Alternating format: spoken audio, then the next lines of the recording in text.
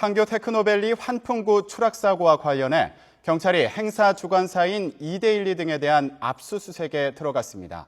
하지만 명확한 책임 소재가 누구에게 있고 또 어디까지 책임을 지워야 하는지 모호한 상황입니다. 취재기자 연결합니다. 김기봉 기자. 네, 김기봉입니다.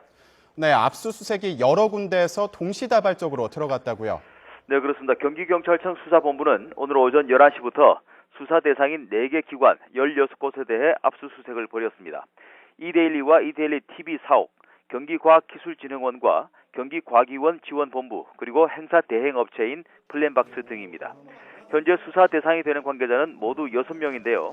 경찰은 이들의 자택과 차량까지 수색을 해 압수수색 대상이 16곳으로 늘어난 것입니다. 경찰은 이와 함께 이데일리 총괄본부장과 경기과학기술진흥원장 등 수사 대상자 6명을 모두 출국 금지했습니다.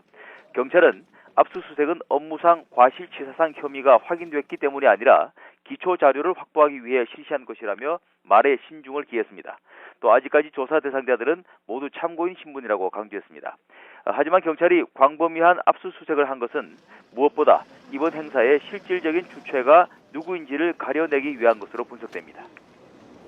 네, 경찰이 적극적으로 수사에 나서긴 했지만 사고 책임에 대해서 혐의를 찾기에는 아직까지 조심스러운 상황이라고요? 예, 그렇습니다. 행사 주체에 대해서는 참고인 진술을 토대로 사실관계를 확인 중이다라고만 말하고 있고, 사고 현장 감식 결과에 대해서도 감식 중이다, 진행 중이다라면서 민감한 발언을 삼가하는 모습입니다.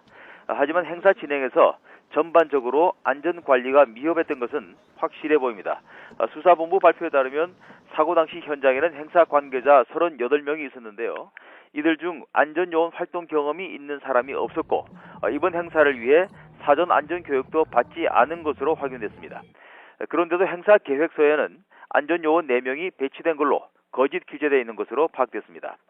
그러나 이번 행사가 행사장에 안전요원을 배치해야 하는 경비법 대상에는 적용되지 않아 처벌하기 어려운 상황이라는 데 경찰의 고민이 있습니다.